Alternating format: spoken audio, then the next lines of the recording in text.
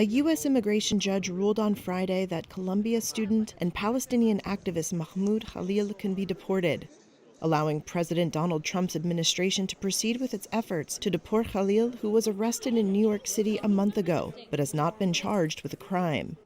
A group of supporters of Khalil spoke to media after the ruling. This is a blatant violation of the First Amendment and a dangerous precedent for anyone who believes in free speech and political expression. The ruling by Judge Jamie Comins of the LaSalle Immigration Court in rural Louisiana was not a final determination of Khalil's fate, but it represented a significant victory for Trump in his efforts to deport outspoken pro-Palestinian foreign students who are in the U.S. legally.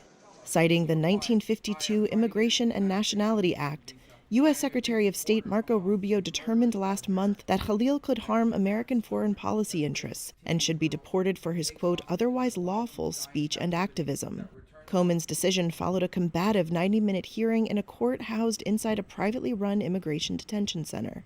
Members of Khalil's legal team, who say they were given less than 48 hours to review a letter and evidence submitted by Rubio, expressed their dismay during a video press conference. It was the epitome of the lack of due process in a court proceeding in this country. It was shocking. Today was historic in its unfairness. A number of U.S. officials took to social media to express support for Comins' decision.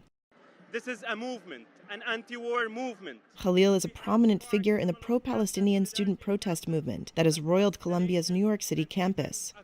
He was born in a Palestinian refugee camp in Syria, holds Algerian citizenship, and became a U.S. lawful permanent resident last year.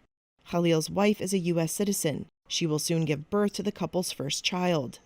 Khalil has said criticism of the U.S. government's support of Israel's military occupation of Palestinian territories is being wrongly conflated with anti-Semitism. For now, Khalil will remain in the Louisiana jail. Comins gave his legal team until April 23rd to apply for relief before she considers whether to issue a deportation order. An immigration judge can rule that a migrant cannot be deported because of possible persecution in a home country, among other limited grounds. In a separate case in New Jersey, a U.S. district judge has blocked deportation while he considers Khalil's claims that his arrest was made in violation of the U.S. Constitution's First Amendment protections for freedom of speech.